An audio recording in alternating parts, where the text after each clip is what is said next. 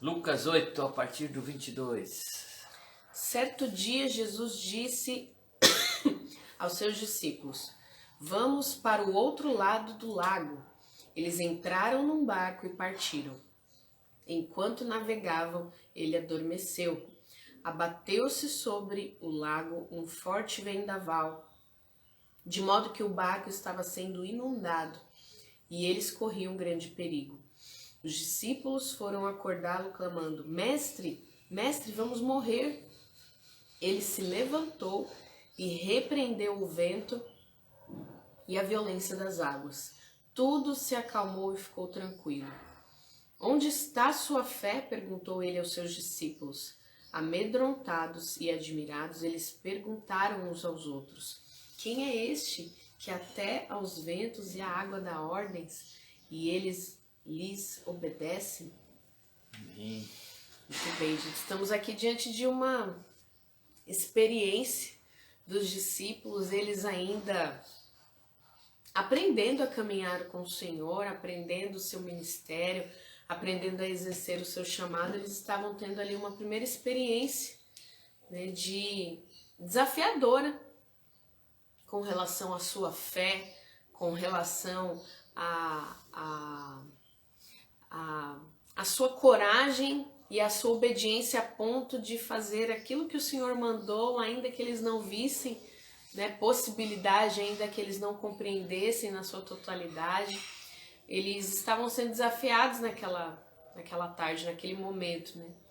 E quando o Senhor nos envia, e aí eles estavam ali sobre aquele barco, em obediência, eles estavam ali naquele lugar, naquele dia, naquela posição, debaixo de uma palavra do Senhor. Jesus estava com eles. Jesus estava a caminho do seu destino, da sua próxima jornada, da sua próximo passo, mais uma fase aí desse ministério. Eles estavam no caminho certo. Em muitos momentos da nossa vida, graças a Deus, a gente está no caminho certo. A gente está debaixo de obediência e assim a gente precisa permanecer. Mas talvez houve um tempo que você não estava debaixo dessa obediência. Você seguiu o seu próprio caminho. Existem decisões da sua vida aí ao longo da sua história que muito provavelmente você fez isso. Talvez até você esteja ainda nesse momento.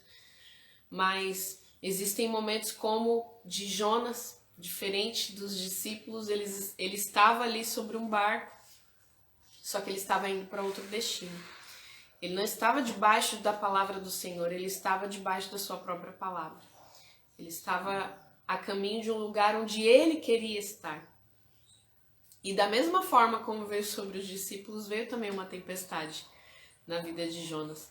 Mas sobre ele não havia uma autoridade.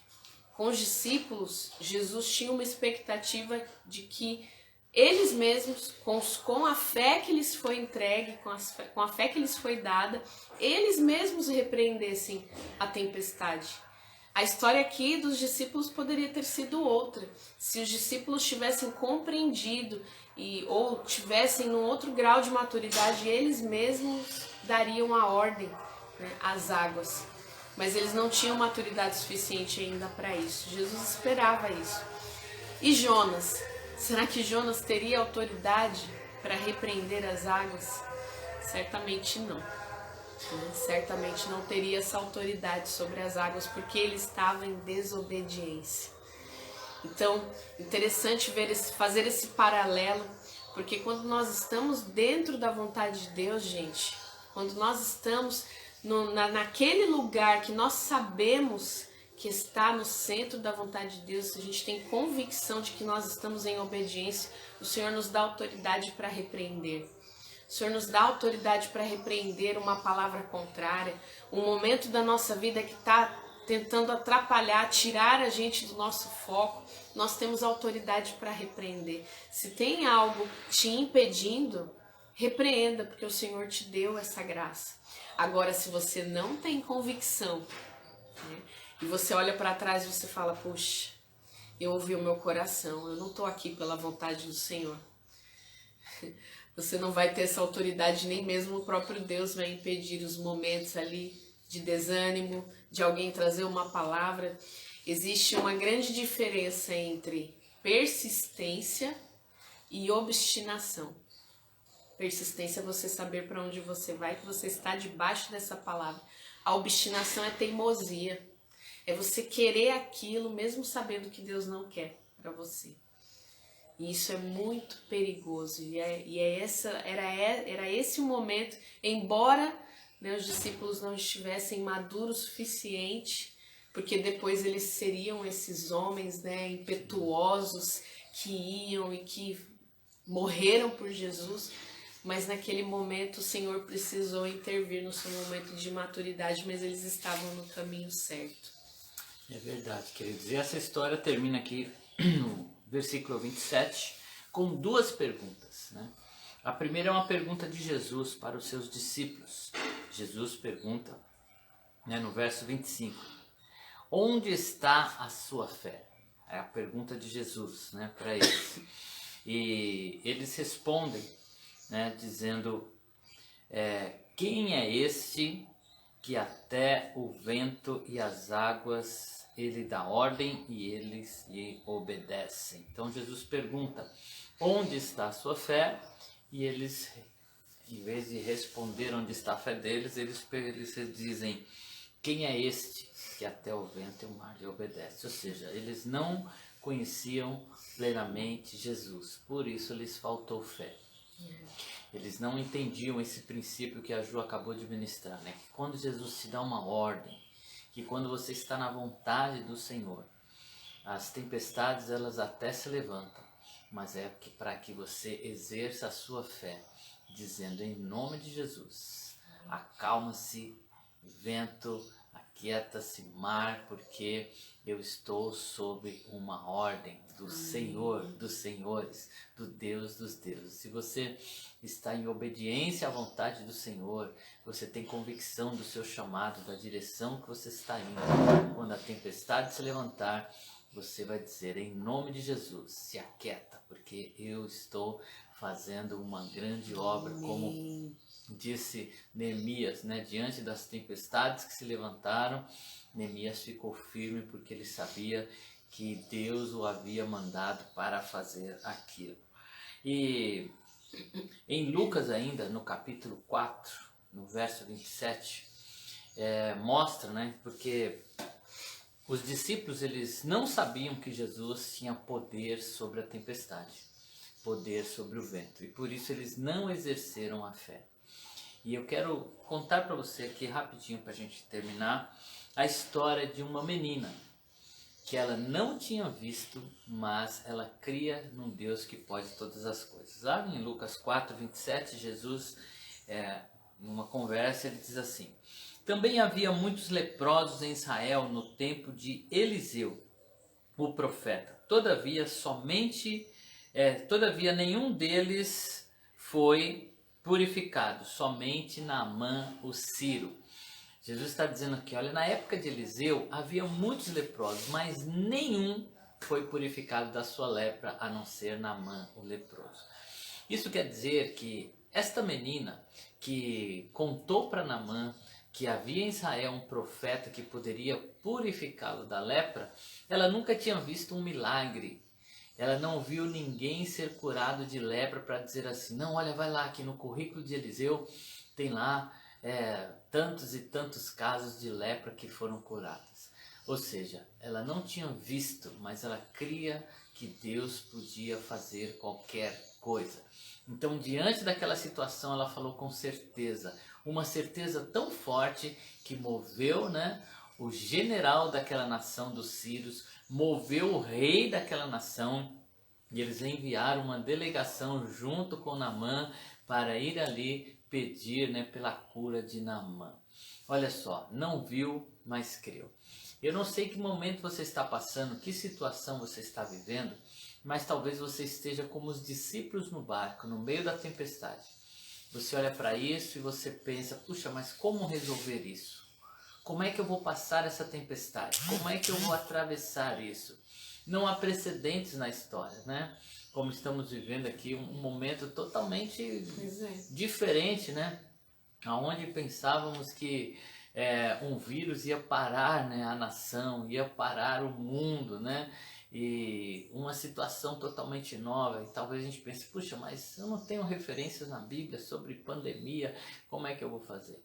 Apenas creia que este que falou com os discípulos para entrarem no barco e seguir para o outro lado, ele tem poder sobre qualquer coisa. E assim a nossa fé deixa de ser uma fé pequena, porque diante de qualquer problema, estou dizendo qualquer problema, qualquer situação, o Senhor, ele tem poder sobre Amém. tudo, sobre todos. Não há situação difícil para ele, não há nada impossível para esse Deus.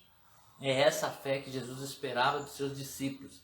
Não que eles ficassem admirados. Quem é esse que o vento e o mar lhe obedecem?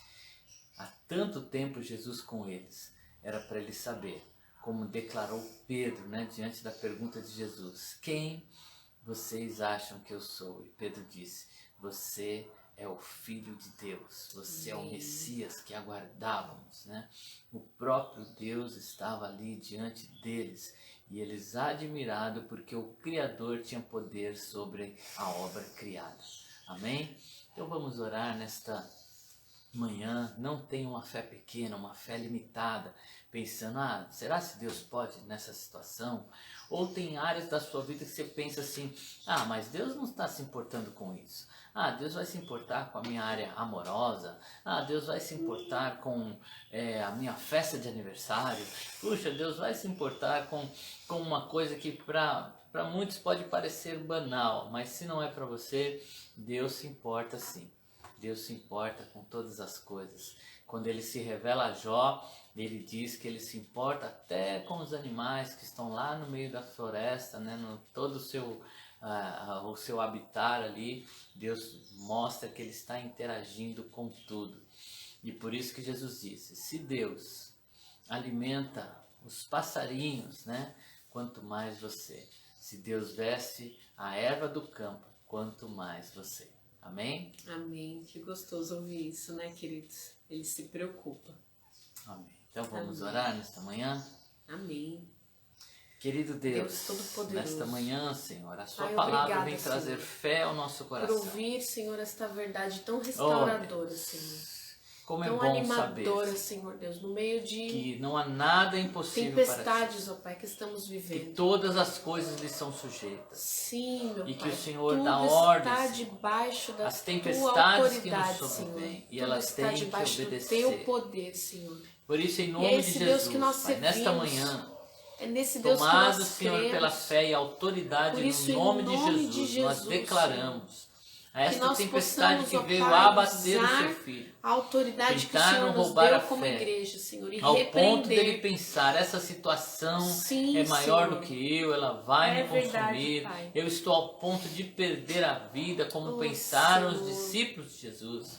Em Quantas nome de vezes Jesus, pensamos assim, nós declaramos a esta Mas nós tempestade declaramos, que se Senhor, com a acalme, autoridade que o ao Senhor nos vento que deu, se aquete, em e nome que de haja Jesus, paz, que que haja pare. abundância, que o teu filho Em possa nome de ver, Jesus, que haja em meio a esta calmarias. tempestade, Em que nome de Jesus, sobre a vida deles, que o sobre teu todas nome as seja coisas, bendito, está Senhor, o nome de através Jesus. do milagre, Nome Senhor, sobre da todo nome. ordem, ó Pai. O Senhor tem poder Que o sobre Senhor todas deu, as coisas. compartilha Por isso, em conosco. nome de Jesus, Pai, Em nome de intervenha Jesus, nessa situação. que o caos, Traz, Senhor, ó não Pai, o venha alívio, tirar a dá ordem, direção, ajuda o teu porque o filho, Senhor Pai, nos deu, Senhor, a ser esta conduzido, autoridade. Senhor, no meio Em dessa nome de tempestade. Jesus, Senhor. Não deixe naufragar, Pai, Sim, mas em nome de Senhor. Jesus, na autoridade Em deste nome de Jesus. nós declaramos a vitória, declaramos Aleluia. que haja paz nesse Em coração, nome de Jesus. que a fé venha a crescer Nós declaramos e possamos, em nome de Jesus, para a tua obedecer glória, Senhor. a tua ordem e chegar Em do nome de outro lado. Jesus, para a Em tua nome glória. de Jesus. Aleluia. Que Deus te abençoe. Amém, gente.